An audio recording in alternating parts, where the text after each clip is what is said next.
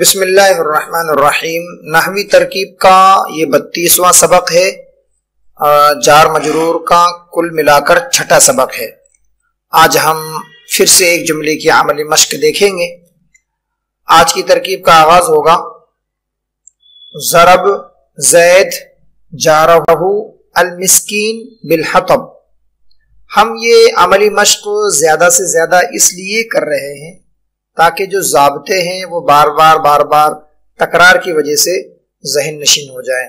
جب ضابطے بار بار اپنے تکرار میں آئیں گے تو کمزور طلبہ کو یہ محسوس نہیں ہوگا کہ نحو کوئی مشکل چیز ہے، اس لیے یہ تکرار اس لیے کرایا جا رہا ہے۔ تو ترکیب شروع کریں گے۔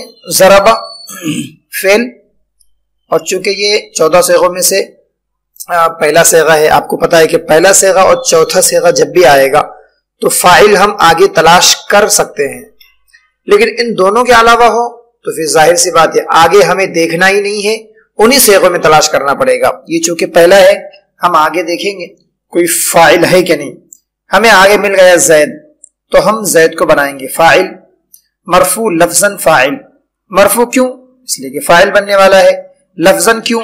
اس لیے کہ ہم اس کے دال پر رفع کا تلفظ کریں گے، زیدن۔ اچھا، اب آگے جار اور اس کے ساتھ ہے ضمیر متصل، تو ہم نے کیا بنایا اس کو؟ ہم مرفوع اس کو بنا نہیں سکتے۔ آپ کو پتا ہے کہ جملہ فعلیہ میں فاعل گزرنے کے بعد، فاعل چونکہ مرفوع ہوتا ہے، جب ایک مرفوع ہو گیا اب اس کے بعد مرفوع تو آ ہی نہیں سکتا، لہٰذا یہ مرفوع تو ہو نہیں سکتا۔ مجرور یہ ہے نہیں، مجرور صرف دو ہیں، جس سے پہلے حرف جر ہو یا مضاف الیہ ہو، ان دونوں میں سے یہ ہے نہیں، تو اس لیے صرف ایک ہی آپشن ہے کہ ہم اسے منصوب بنائیں گے۔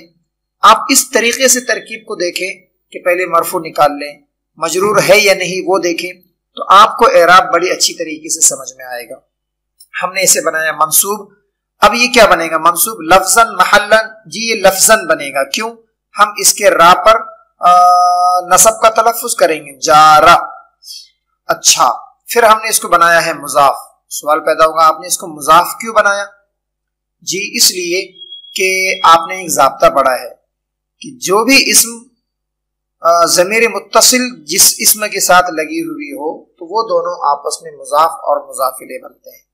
یہاں پر جار ایک اسم ہے اور وہ ضمیر متصل لگی ہوئی ہے اس کے ساتھ، تو یہ دونوں آپس میں مضاف الیہ بنیں گے، اس لیے ہم نے جار کو بنایا مضاف۔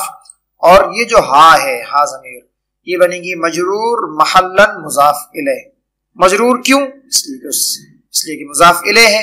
محلاً کیوں؟ اس لیے کہ ہم اس پہ جر کا تلفظ نہیں کریں گے، اس لیے کہ یہ مبنیات میں سے ہے اور مبنیات کا اعراب محلاً ہی ہوتا ہے، اور یہ بن گیا مضاف الیہ۔ اچھا، مضاف اور مضاف الیہ مل کر اب یہ کیا بنیں گے جناب؟ یہ بنے گا موصوف۔ جارہ کو ہم نے بنایا موصوف۔ سوال پیدا ہوا آپ نے اس کو موصوف کیوں بنایا؟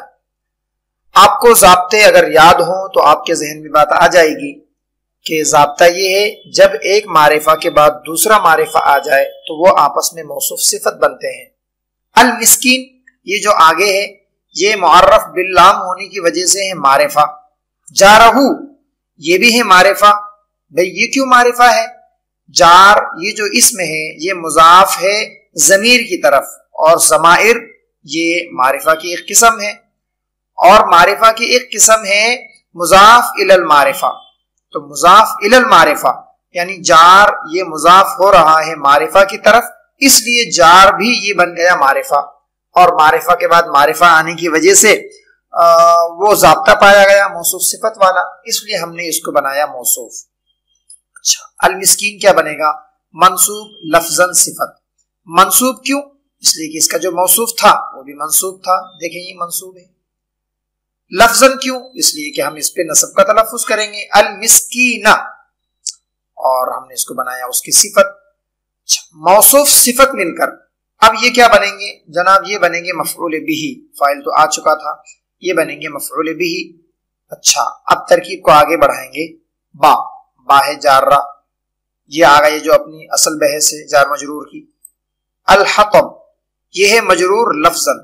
مجرور کیوں؟ اس لیے کہ اس پہ حرف جر داخل ہے، لفظاً ہم اس پہ جر کا تلفظ کریں گے بالحطبی. جار مجرور جب بھی آئیں گے تو اب آپ کو اس کا متعلق تلاش کرنا ہے. ہم عبارت میں دیکھیں گے ان 8 میں سے کوئی ہو تو اس سے جوڑ دیں گے, ان 8 میں سے کوئی نہ ہو تو پھر ہم محذوف نکالیں گے. اور محذوف کیسے نکالیں گے اس کا بہت مستقل ہم نے ضابطے بیان کیے ہیں گزشتہ کے ویڈیو میں. آپ جار مجرور کے اسباب دیکھیں, انشاءاللہ آپ کو بات کلیئر سمجھ میں آ جائے گی.